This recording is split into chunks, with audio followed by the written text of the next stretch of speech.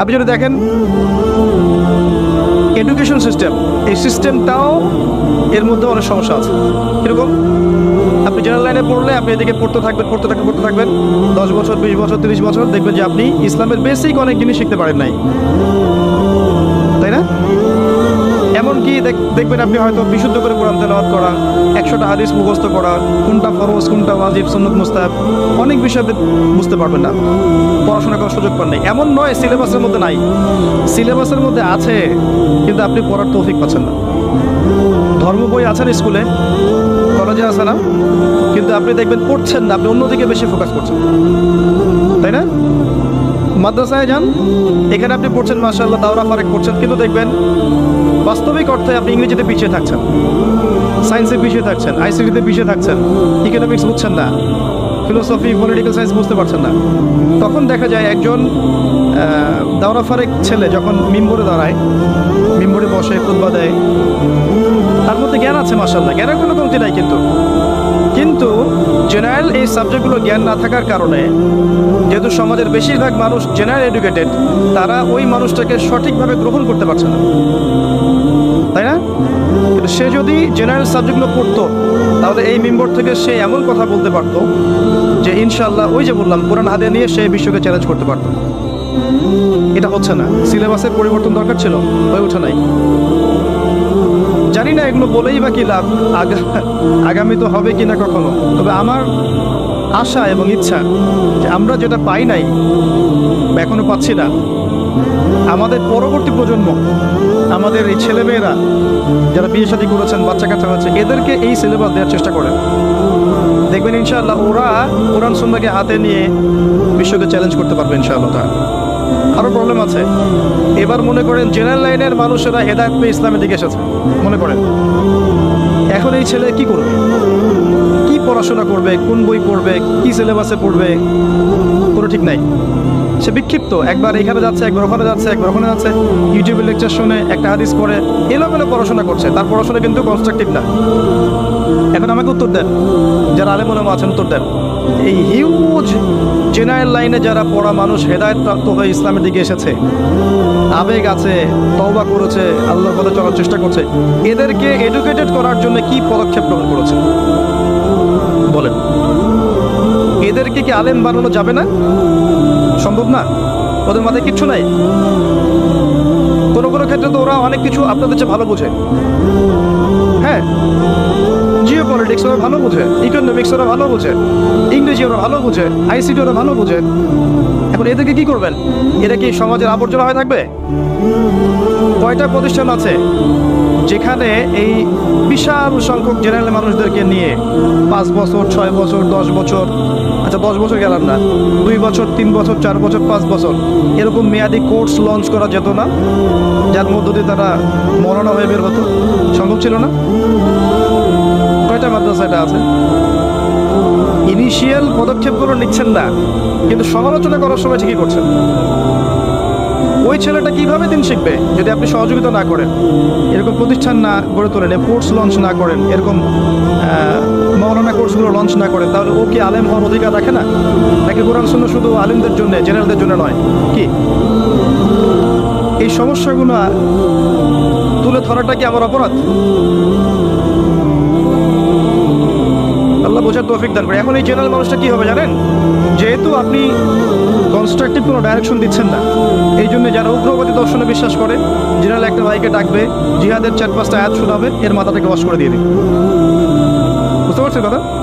একজন বেদাতীয়কে ডাকবে, বেদাতের যে আয়াতগুলো আছে এগুলো পড়ে পড়ে পড়ে ওর মাথাটা ওয়াশ করে দিবে, ও দেখবেন ওই পথে চলে গেছে।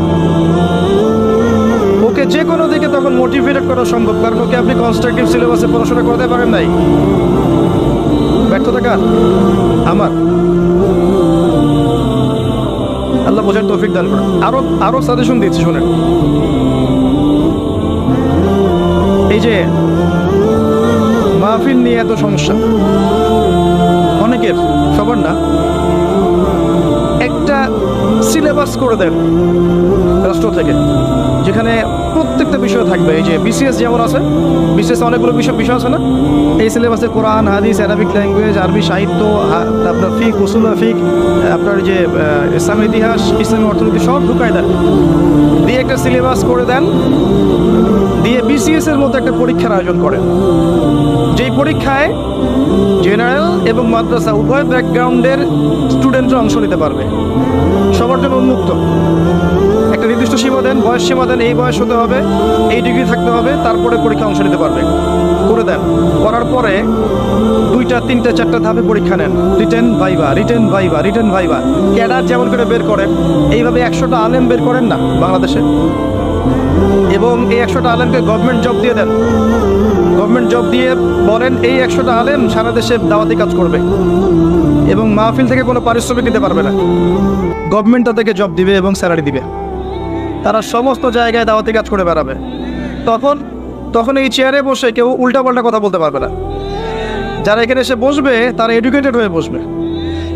আর এখন যাকে তাকে আপনি বসাতে পারবেন এবং যা ইচ্ছা গাল গল্প কেচ্ছা কাহিনী কমেডি সার্কাস করে চলে যাবে, টাকা নিয়ে চলে যাবে। এই সিস্টেমটা ভালো ছিল না? আমার সাথে যত উচ্চ পদস্থ কর্মকর্তার কথা হয়েছে, এই কথাটাকে তারা খুব অ্যাপ্রিসিয়েট করেছিলেন, যেটা আসলে খুব সুন্দর একটা কথা বলেছে। কিন্তু বাংলাদেশের মানুষের সেন্টিমেন্ট এমন যে এটা এখন লঞ্চ করা সম্ভব না।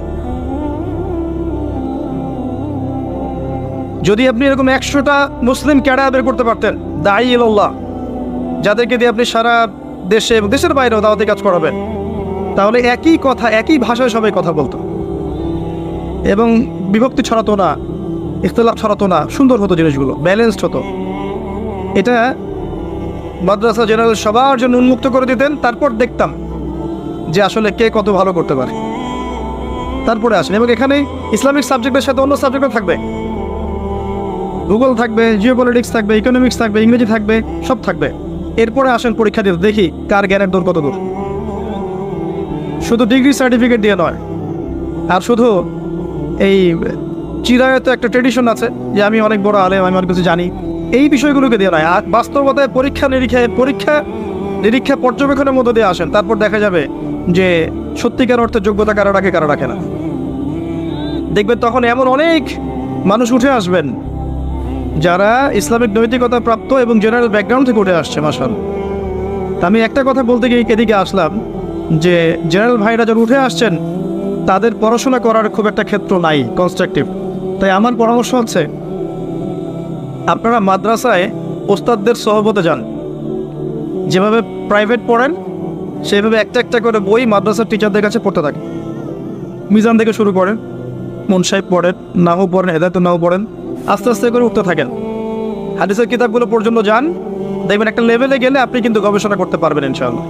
এছাড়া আমি দেখছি না অন্য কোনো অপশন আপনার সামনে, কিছু করতে চান জ্ঞান দিয়ে, আর কোনো অপশন আমার জানা নাই। তবে ওই যে বললাম, আপনার পরবর্তী জেনারেশন, আপনার সন্তান, আপনার ছেলে মেয়েদের জন্য এমন প্রতিষ্ঠান গড়ে তোলেন যেখানে এমন সিলেবাস থাকবে যে ওরা প্রতিটা বিষয় সম্পর্কে জ্ঞান অর্জন, জেনারেল লাইনেও পড়বে, হাফেজও হবে, কোরআন তাফসিরও করতে পারবে, অ্যারাবিক ল্যাঙ্গুয়েজও জানবে। ইনশাল্লাহ দেখবেন ও পরবর্তীতে এমন একজন আলেম হবে যাকে দেখলে মানুষ বলবে না যে মোল্লার দুধ মসজিদ পর্যন্ত, এটা বলবে না, বলার সাহসই পাবে না ইনশাআল্লাহ তাআলা।